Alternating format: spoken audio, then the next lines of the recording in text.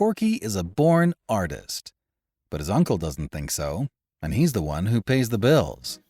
So when Corky wants to marry the love of his life, he needs the white-gloved helping hand of Jeeves. P.G. Wodehouse, today on the Classic Tales podcast.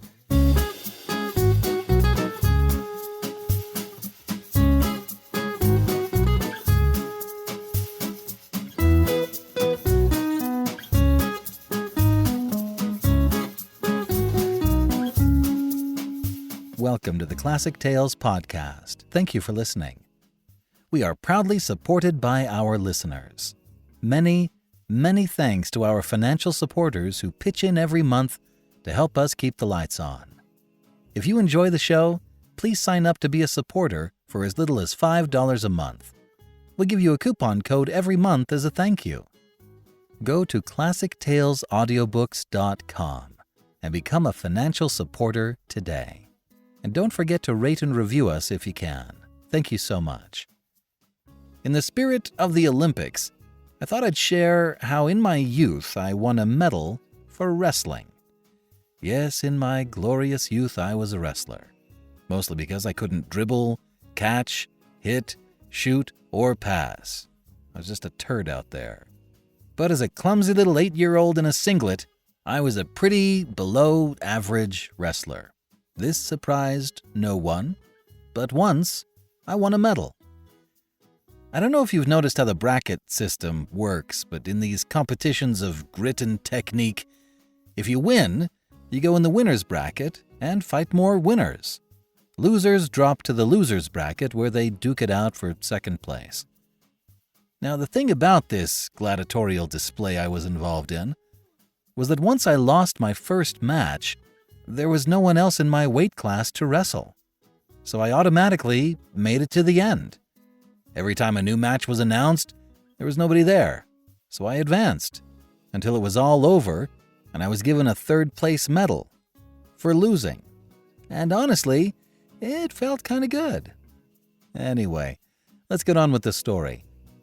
And now, Carry On Jeeves, Part 2 of 10 by P.G. Wodehouse.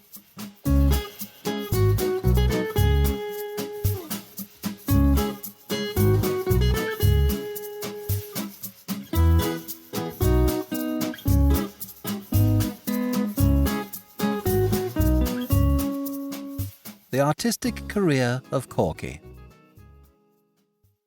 You will notice, as you flit through these reminiscences of mine, that from time to time the scene of action is laid in and around the city of New York, and it is just possible that this may occasion the puzzled look and the start of surprise.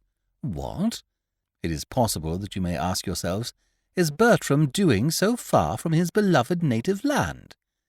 Well, it's a fairly longish story, but reefing it down a bit and turning it for the nonce into a two-reeler, what happened was that my Aunt Agatha, on one occasion, sent me over to America to try to stop young Gussie, my cousin, marrying a girl on the vaudeville stage. And I got the whole thing so mixed up that I decided it would be a sound scheme to stop on in New York for a bit, instead of going back and having long, cosy chats with her about the affair. So I sent Jeeves out to find a decent flat and settled down for a spell of exile. I'm bound to say New York's a most sprightly place to be exiled in. Everybody was awfully good to me, and there seemed to be plenty of things going on, so, take it for all and all, I didn't undergo any frightful hardships.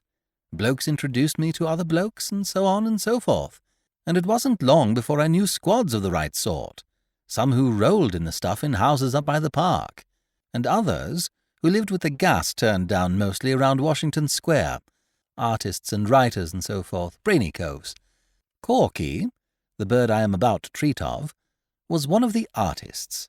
A portrait painter, he called himself, but as a matter of fact his score up to date had been nil. You see, the catch about portrait painting, I've looked into the thing a bit, is that you can't start painting portraits till people come along and ask you to. And they won't come and ask you to until you've painted a lot first. This makes it kind of difficult, not to say tough, for the ambitious youngster. Corky managed to get along by drawing an occasional picture for the comic papers. He had rather a gift for funny stuff when he got a good idea, and doing bedsteads and chairs and things for the advertisements.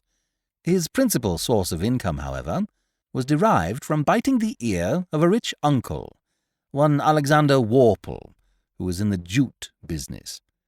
I'm a bit foggy as to what jute is, but it's apparently something the populace is pretty keen on, for Mr. Warple had made quite an indecently large stack out of it. Now, a great many fellows think that having a rich uncle is a pretty soft snap, but according to Corky, such is not the case. Corky's uncle was a robust sort of cove, who looked like living forever. He was 51, and it seemed as if he might go to par. It was not this, however, that distressed poor Corky, for he was not bigoted, and had no objection to the man going on living. What Corky kicked at was the way the above Warple used to harry him. Corky's uncle, you see, didn't want him to be an artist. He didn't think he had any talent in that direction. He was always urging him to chuck art and go into the jute business, and start at the bottom and work his way up. And what Corky said was that, well, he didn't know what they did at the bottom of a jute business. Instinct told him that it was something too beastly for words. Corky, moreover, believed in his future as an artist. Some day, he said, he was going to make a hit. Meanwhile, by using the utmost tact and persuasiveness, he was inducing his uncle to cough up very grudgingly a small quarterly allowance. He wouldn't have got this if his uncle hadn't had a hobby. Mr. Warple was peculiar in this respect. As a rule, from what I've observed, the American captain of industry doesn't do anything out of business hours. When he has put the cat out and locked up the office for the night, he just relapses into a state of coma from which he emerges only to start being a captain of industry again.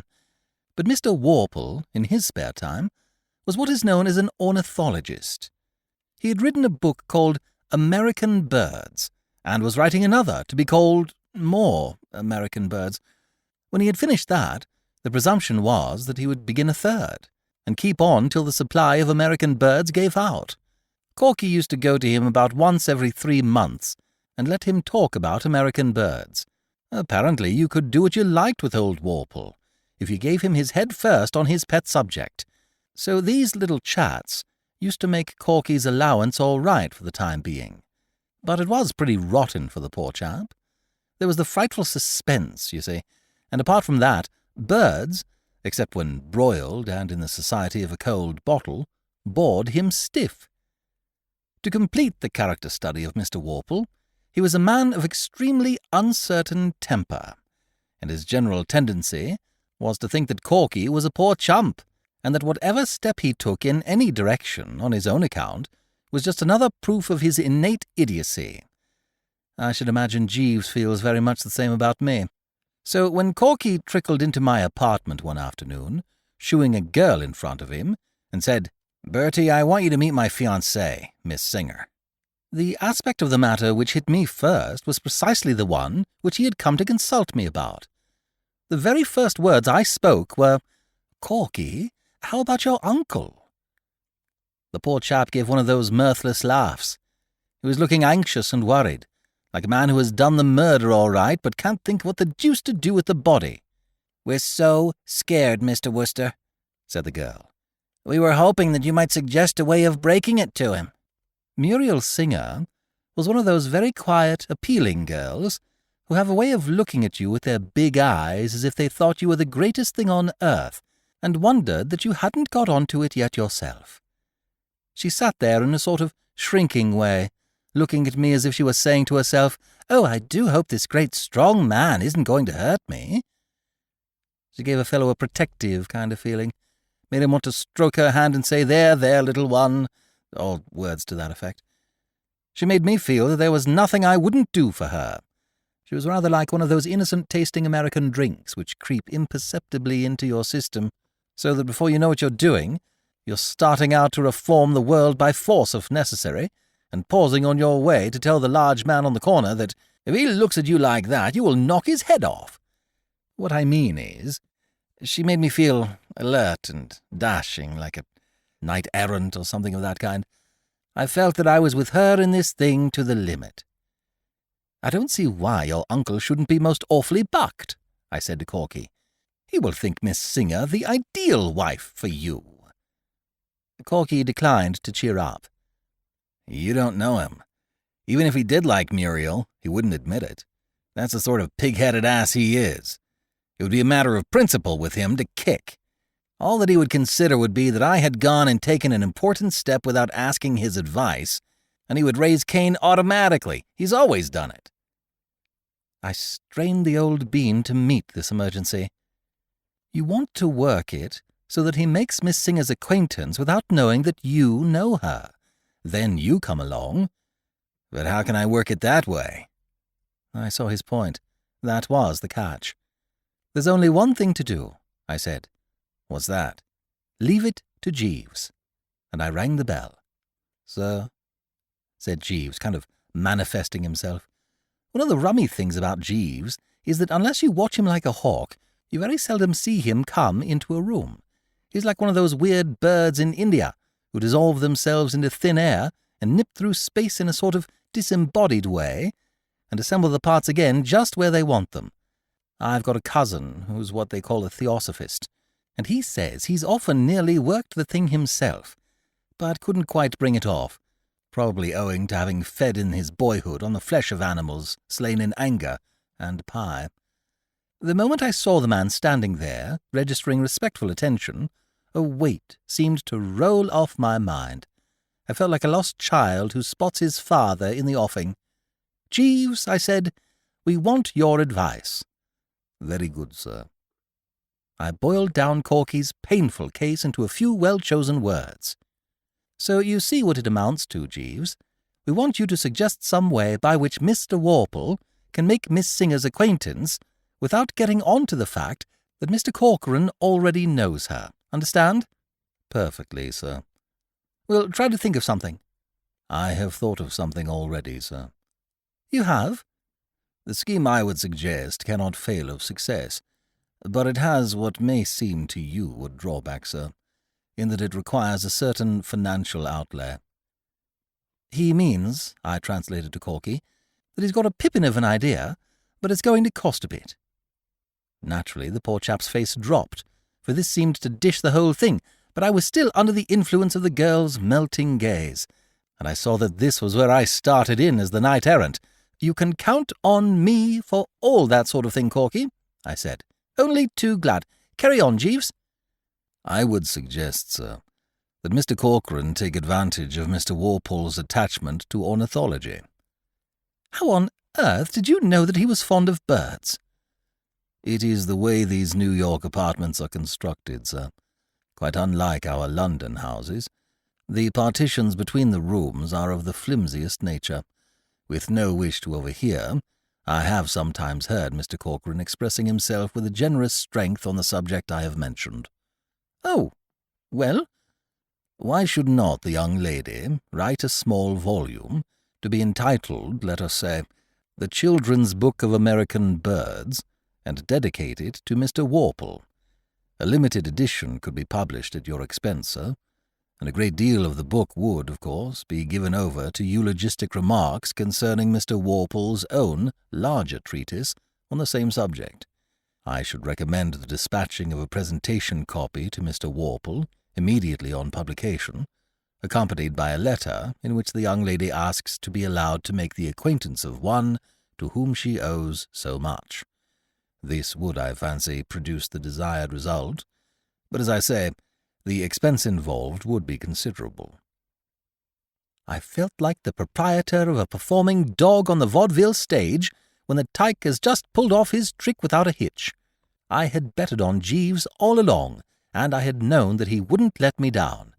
It beats me sometimes why a man with his genius is satisfied to hang around pressing my clothes and what not.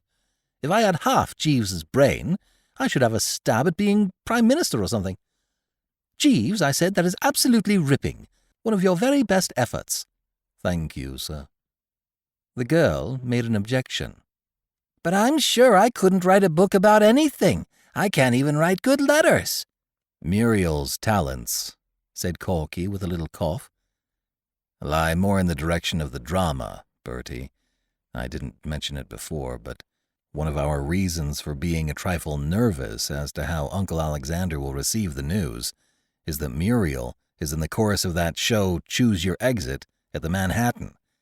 It's absurdly unreasonable, but we both feel that that fact might increase Uncle Alexander's natural tendency to kick like a steer. I saw what he meant. I don't know why it is. One of these psychology sharps could explain it, I suppose, but uncles and aunts as a class are always dead against the drama, legitimate or otherwise. They don't seem able to stick it at any price. But Jeeves had a solution, of course. I fancy it would be a simple matter, sir, to find some impecunious author who would be glad to do the actual composition of the volume for a small fee. It is only necessary that the young lady's name should appear on the title page. That's true, said Corky. Sam Patterson would do it for $100. He writes a novelette, 3 short stories, and 10,000 words of a serial for one of the all-fiction magazines under different names every month. A little thing like this would be nothing to him. I'll get after him right away. Fine. Will that be all, sir? Said Jeeves. Very good, sir. Thank you, sir. I always used to think that publishers had to be devilish intelligent fellows, loaded down with the grey matter, but I've got their number now. All a publisher has to do is to write checks at intervals, while a lot of deserving and industrious chappies rally round and do the real work. I know, because I've been one myself. I simply sat tight in the old flat with a fountain pen, and in due season a topping, shiny book came along. I happened to be down at Corky's place when the first copies of the Children's Book of American Birds bobbed up. Muriel Singer was there, and we were talking of things in general when there was a bang at the door and the parcel was delivered. It was certainly some book. It had a red cover with a fowl of some species on it, and underneath the girl's name in gold letters. I opened a copy at random. Often of a spring morning, it said at the top of page 21, as you wander through the fields, you will hear the sweet-toned, carelessly flowing warble of the purple finch linnet. When you are older, you must read all about him in Mr. Alexander Warple's wonderful book, American Birds. You see, a boost for the uncle right away. And only a few pages later, there he was in the limelight again in connection with the yellow-billed cuckoo. It was great stuff. The more I read, the more I admired the chap who had written it, and Jeeves's genius in putting us on to the wheeze. I didn't see how the uncle could fail to drop. You can't call a chap the world's greatest authority on the yellow-billed cuckoo without rousing a certain disposition towards chumminess in him. It's a cert, I said. An absolute cinch, said Corky. And a day or two later, he meandered up the avenue to my flat to tell me that all was well. The uncle had written Muriel a letter so dripping with the milk of human kindness that if he hadn't known Mr. Warple's handwriting, Corky would have refused to believe him the author of it. Any time it suited Miss Singer to call, said the uncle, he would be delighted to make her acquaintance. Shortly after this, I had to go out of town. Divers sound sportsmen had invited me to pay visits to their country places, and it wasn't for several months that I settled down in the city again. I had been wondering a lot, of course, about Corky, whether it all turned out right and so forth. And my first evening in New York, happening to pop into a quiet sort of little restaurant, which I go to when I don't feel inclined for the bright lights, I found Muriel Singer there, sitting by herself at a table near the door. Corky, I took it, was out telephoning. I went up and passed the time of day. "Well, well, well, what?" I said. "Why, Mr. Wooster, how do you do? Corky around?" "I beg your pardon?" "You're waiting for Corky, aren't you?" "Oh, I didn't understand. No, I'm not waiting for him." It seemed to me that there was a sort of something in her voice, a kind of thingamy, you know. "I say, you haven't had a row with Corky, have you?" "A row?" "A spat, don't you know? Little misunderstanding, faults on both sides, all that sort of thing." "Why, whatever makes you think that?" "Oh, well, as it were, what? What I mean is, I thought you usually dined with him before you went to the theatre." "I've left the stage now." Suddenly the whole thing dawned on me. I had forgotten what a long time I had been away. Why, of course, I see now. You're married." "Yes." "How perfectly topping. I wish you all kinds of happiness." "Thank you so much. Oh, Alexander," she said, looking past me. "This is a friend of mine, Mr. Wooster." I spun round. A bloke with a lot of stiff grey hair and a red sort of healthy face was standing there. Rather a formidable Johnny he looked, though peaceful at the moment. "I want you to meet my husband, Mr. Wooster. Mr. Wooster is a friend of Bruce's, Alexander." The old boy grasped my hand warmly, and that was all that kept me from hitting the floor in a heap. The place was rocking. Absolutely. "So, you know my nephew, Mr. Wooster," I heard him say. "I wish you would try to knock a little sense into him and make him quit this playing at painting.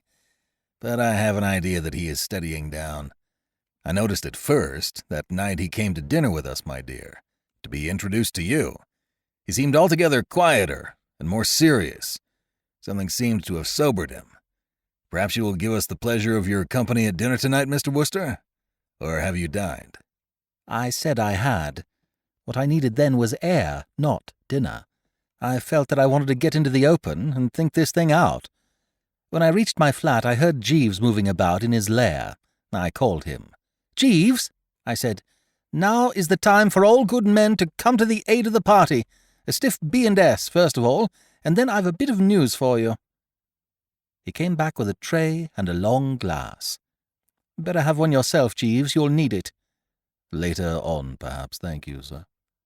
"All right. Please yourself. But you're going to get a shock. You remember my friend, Mr. Corcoran?" "Yes, sir." "And the girl who was to slide gracefully into his uncle's esteem by writing the book on birds?" "Perfectly, sir." "Well, she slid. She's married the uncle." He took it without blinking. You can't rattle Jeeves.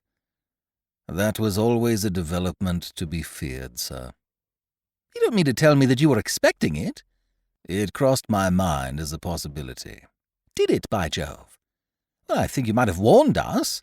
"I hardly liked to take the liberty, sir."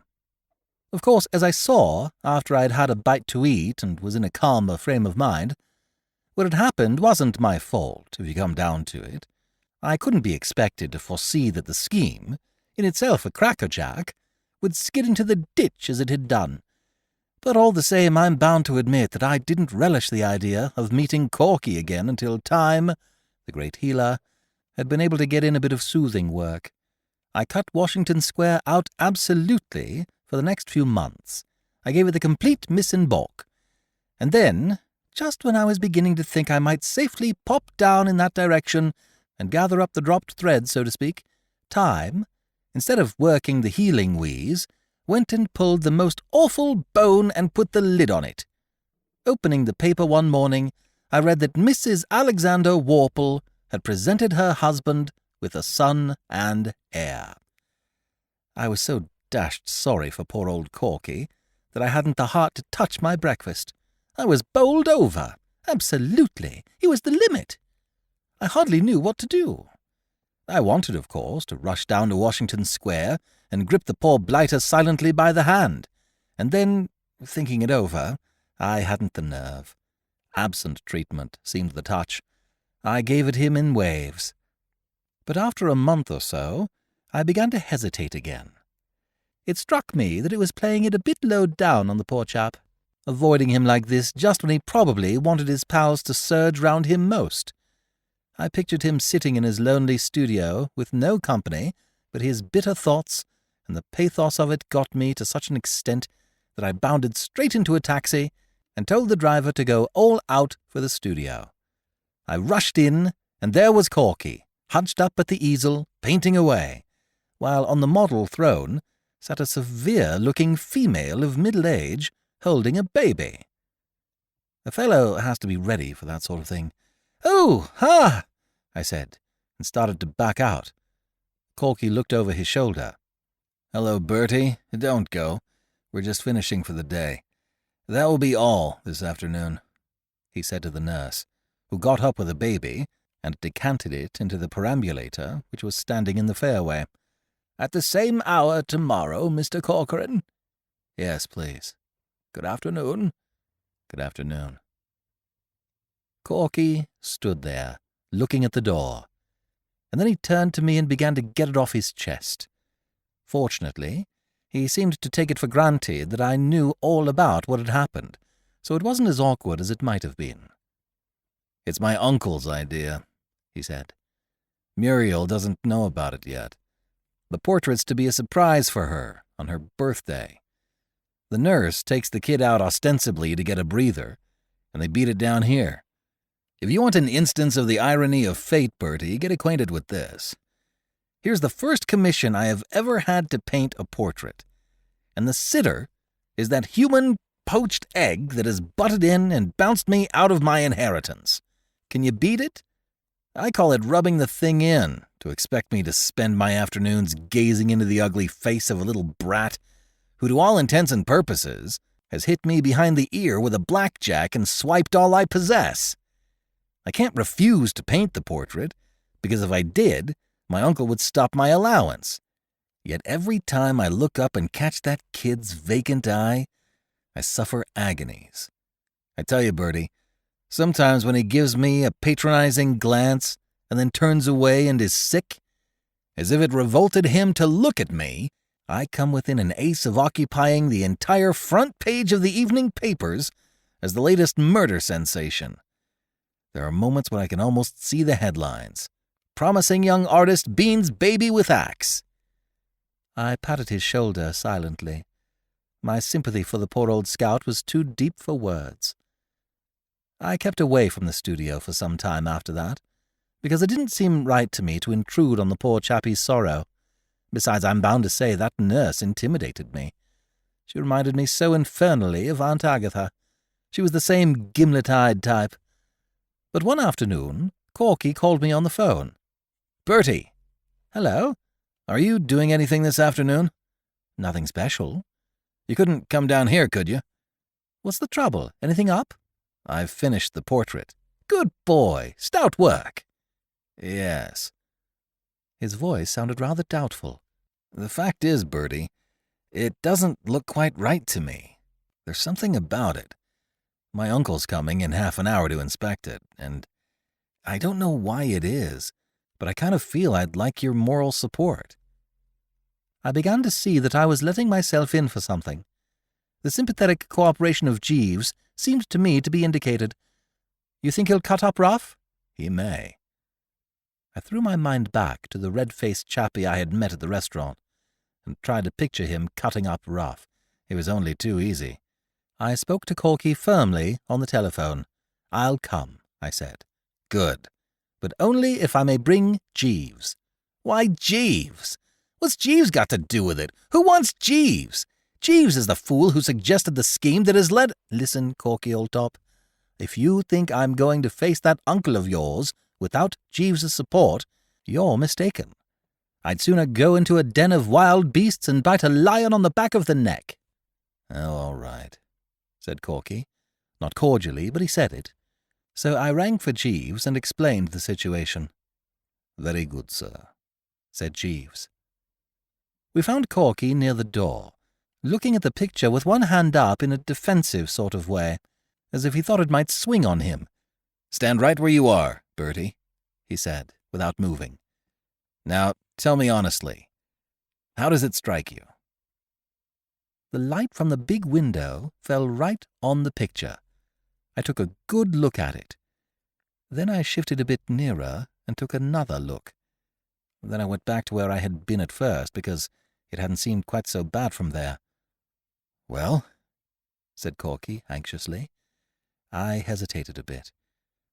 "Of course, old man, I only saw the kid once, and then only for a moment, but it was an ugly sort of kid, wasn't it, if I remember rightly?" "As ugly as that?"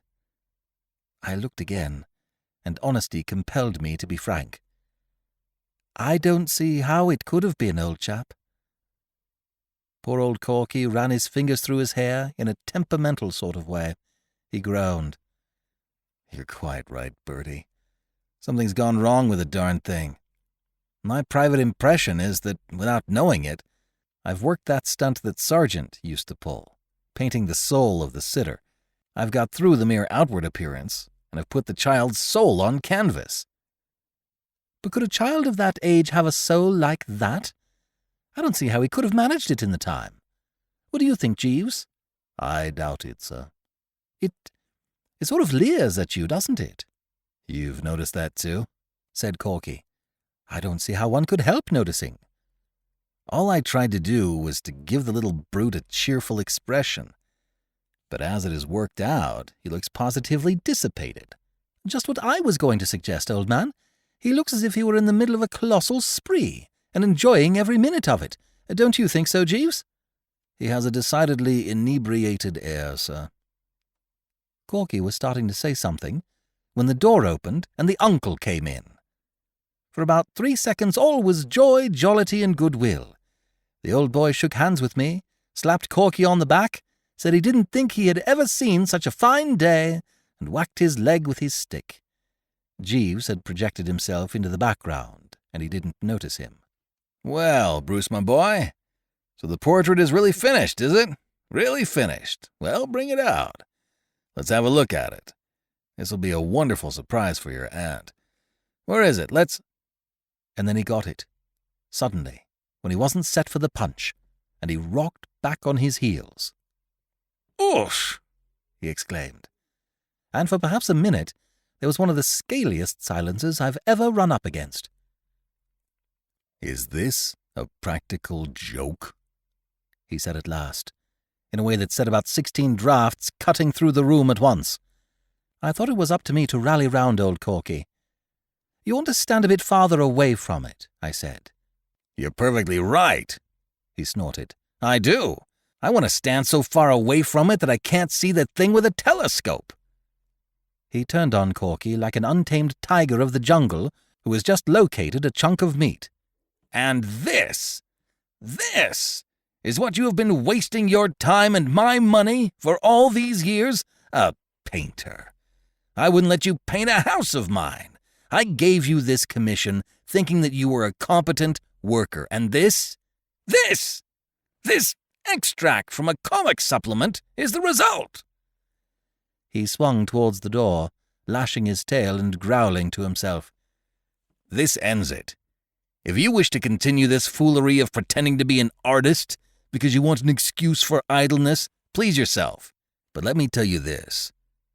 Unless you report at my office on Monday morning, prepare to abandon all this idiocy and start in at the bottom of the business to work your way up, as you should have done half a dozen years ago. Not another cent. Not another cent! Not another bush!" Then the door closed, and he was no longer with us, and I crawled out of the bomb-proof shelter. "Corky, old top," I whispered faintly. Corky was staring at the picture. His face was set. There was a hunted look in his eye. "Well, that finishes it," he muttered brokenly. "What are you going to do?" "Do? What can I do? I can't stick on here if he cuts off supplies. You heard what he said.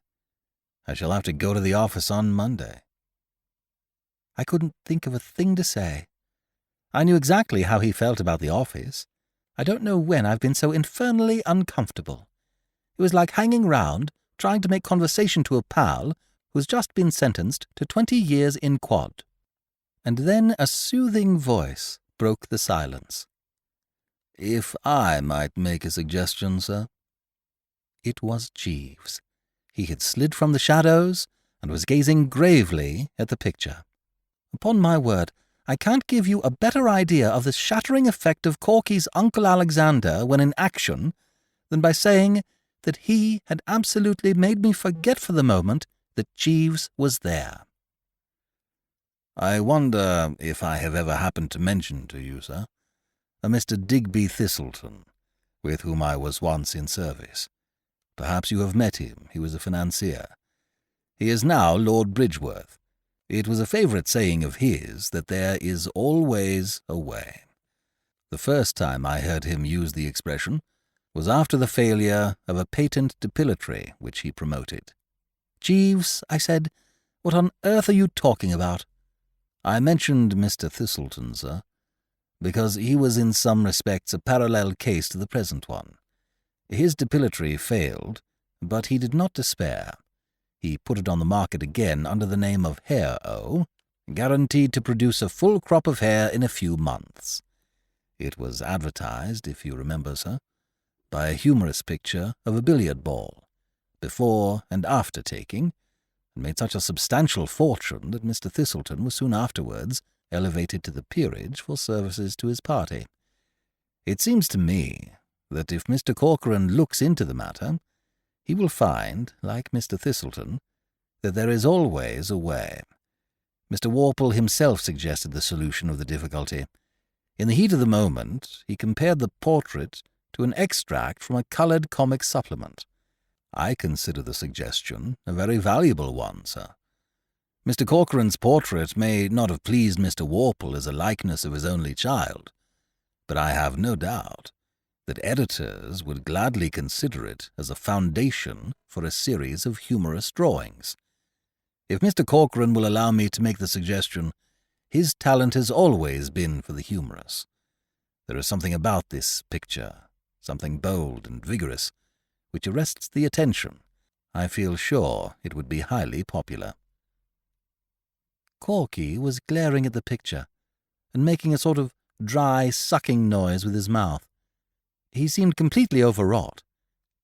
And then suddenly he began to laugh in a wild way. "Corky, old man," I said, massaging him tenderly. I feared the poor blighter was hysterical. He began to stagger about all over the floor. He's right. The man's absolutely right. Jeeves, you're a lifesaver. You've hit on the greatest idea of the age. Report at the office on Monday, start at the bottom of the business. I'll buy the business if I feel like it. I know the man who runs the comics section of the Sunday Star. He'll eat this thing.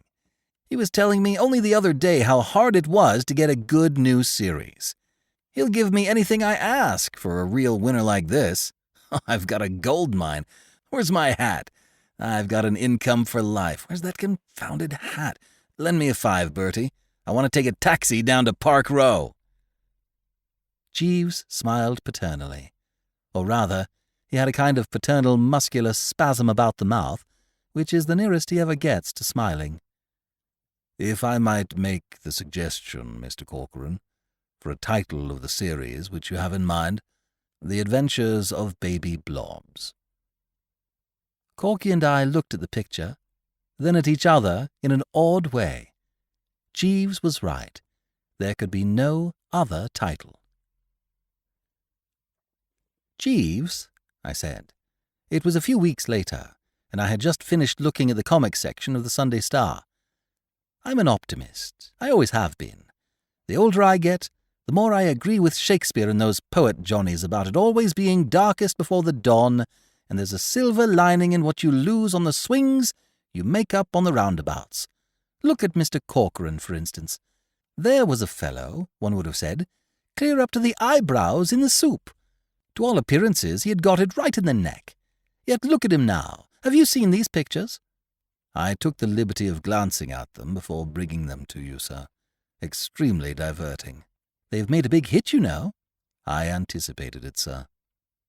I leaned back against the pillows. You know, Jeeves, you're a genius. You ought to be drawing a commission on these things. I have nothing to complain of in that respect, sir. Mr. Corcoran has been most generous. I am putting out the brown suit, sir. No, I think I'll wear the blue with the faint red stripe. Not the blue with the faint red stripe, sir. But I rather fancy myself in it. Not the blue with the faint red stripe, sir. Oh, all right. Have it your own way. Very good, sir. Thank you, sir.